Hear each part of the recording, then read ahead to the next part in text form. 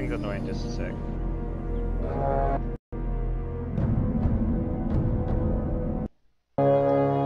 Welcome everybody to the solo championship here at TI4. The battle is underway. We've got our first match of today. It's the quarterfinals. We've got Dendi taking on Arteezy. I'm Gods, and joining me is Ben Merlini Wu. How are we doing? I am very excited to see some one-on-one matchup. I am a mid player myself, and I love seeing these fantastic players duke it out. And unfortunately, one of these players will be eliminated. I love both of these guys. Yeah. Dendi on Radiant, Arteezy on the Dire. Dendi just crushed this block too. Arteezy's... That's hard on Radiant too. Yeah. Well played. They actually went for very different builds. Oh, well, I'd say very different, but slightly different here. Arteezy going for the 2 branches, Dendi going for the starting item Tangos, so with the extra regen, Dendi can definitely be a bit more aggressive as far as this lane's concerned. Yes, but Dendi did have the better block, but now the wave is going to be on Arteezy's side after this creep wave dies, so that's a little bit unfortunate for him. But in terms of CFs, they're actually both playing very, very aggressively, and this is something that you see more out of the style of Navi and EG players. They just love aggression from get-go. They won't be bottle. I mean, they will be bottle crowing, but they're not concentrating on that yet. And for those of you wondering about how this works, the format and all that, it's first to 1 kill or tower. It's a best of 3, so game 1 is going to be Puck versus Puck, game 2 is Quap versus Quap, and then if it does need a game 3, it will be Shadow Fiend versus Shadow Fiend. That's for all 4 quarterfinals. The player list: Arteezy, Dendi, Resolution, FY, Ferrari, and 2 others whose names currently elude me, Mushi and Ice. So those are the 8 players that you'll have competing in this tournament. So still very even. Neither play with any denies, but 1v1 mid, you don't really need to actually get the deny. It's all about like the pseudo denies, really, more than anything. Yeah, both are almost exactly even in terms of CS. 8-0 for Arteezy, 7-1 for Dendi, and both of them have actually opted for the 2-0-1 build. I expected them to go like a 1-1-1, maybe even a 1-2-1, because silence is just so important at killing each of these players. And look at Arteezy's stash; he's actually going for a null talisman. It's the Arteezy way. Yeah, but at the same time, like it's so difficult to kill very early on, and if you don't get Bottle Crow, you're gonna lose out in the war of attrition. Well, look, he's lost 1v1s by not buying enough Nell tallies, so he's like, I'm gonna stock up, get at least a couple, maybe a couple more, and go from there. But we'll see Dendi saving up money, so I imagine Dendi gonna go for a fast bottle. I think he scouted the fact that the room was top, like he poked his head up there. If it was a DD maybe or illusion, maybe goes and gets it, but Invis is not gonna help him last hit at all. So until he has his bottle, he doesn't really care about picking that one up at all. Oh, Dendi getting aggressive here. Dendi has a self. But there's 2 nulls. Who's actually going to win this right click war? Arteezy's trying to battle this one out. I think he realizes he's not going to win this. He needs one more hit. Oh, that's not. That was so close. Oh my goodness. But Puck, he does have the upper edge, or sorry, Dendi has the upper edge with a self, and I think he's trying to use that. Does he get bottle? It's coming now. Jeez, that's ugly. Arteezy's going to go base. He has to. I think Dendi actually could have killed Arteezy there. He had 63 HP. It probably would have taken 2 hits. Again, but it was on cooldown. Yeah. He would have gotten 1 more hit. He would have probably been in single-digit HP, but not actually died at that point. But now Dendi, Bottle Crow, didn't drop his null, so not super efficient. Dendi's a gentleman. He's not bottle crowing. The Courier's going back to base. Well, he doesn't need to. He got the room. He's a magic stick coming as well, so all about that magic stick life. Arteezy's got a TP back. He's committed to the null talisman. I don't think the null talisman build is worth it in this scenario. It gives you a decent amount of damage, but at this point, like your orb and stuff does so much more damage than your right clicks. And Puck's actually going for a 2-0-2 on Arteezy. What is this double phase shift? No silence. He's gonna get wrecked. Or so I feel. Oh man, this can't be serious.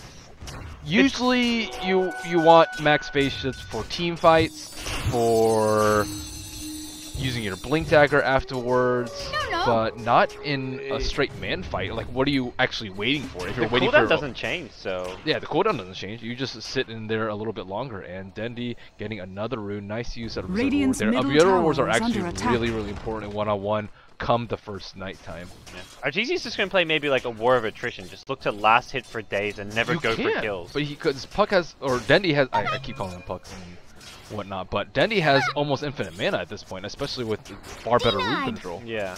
And he has much greater kill potential because Arteezy can't even silence Dendi. So if he, I guess Arteezy can just farm creeps. Like, he's never going to kill Dendi's the problem. That's it. He doesn't have that much more base damage though. 81 versus 70. That's not that much more. The 1-0 advantage. Arteezy now gets his bottle, so he's going to bring his bottle out. He can bottle crow as much as he wants. So he gets a 3rd point in the orb. We're not seeing any waning rift yet though, which is surprising.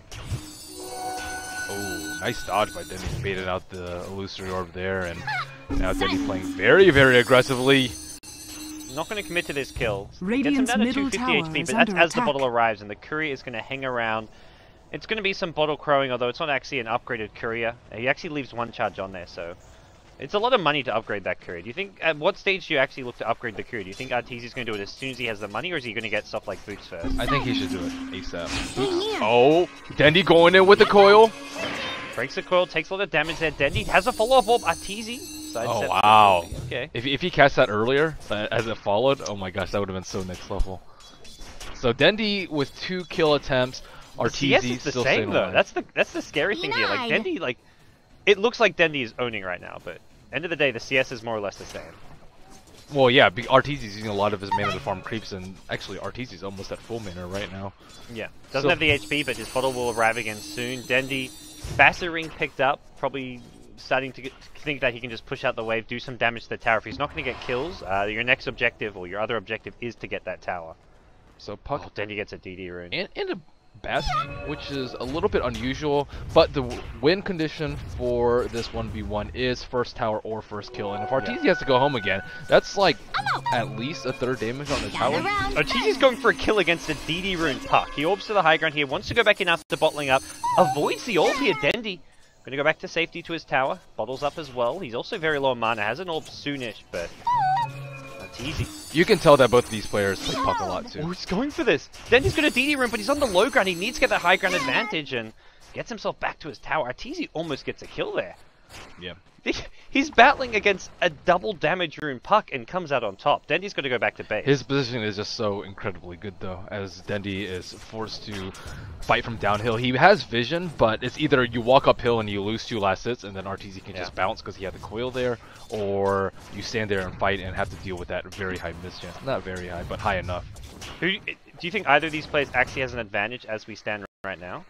I would say no, because Dendi's going to TP back. He's going to have like almost full HP and mana. Arteezy has 2. Both of their coils are pretty close to being off cooldown, and 8-minute rune has not gone to anyone yet. So I would say no advantage either side. Dendi's been all about the runes. Arteezy, no vision of them. Dendi actually spent 150 gold on wards to get high ground vision as well as rune vision. Guaranteed, got him all 3 runes so far, but end of the day, Arteezy's just sitting back, farming, playing passively, bottle crowing now that's available to him. Both Pucks very even on CS. Dendi with half a level advantage, but that's not going to win you this game. That 1 kill, that 1 tower is going to be what decides it. And I think the 3 levels of Waning Rift, though, might seal the deal for Arteezy. And this is actually not terribly uncommon in an int versus int matchup, where silences aren't actually that useful. You have to go for mass right-click damage, because that's going to be the most significant source of your damage.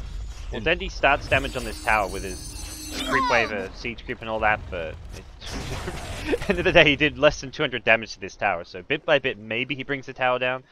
Did force out a glyph, but how much of a difference maker is that going to be?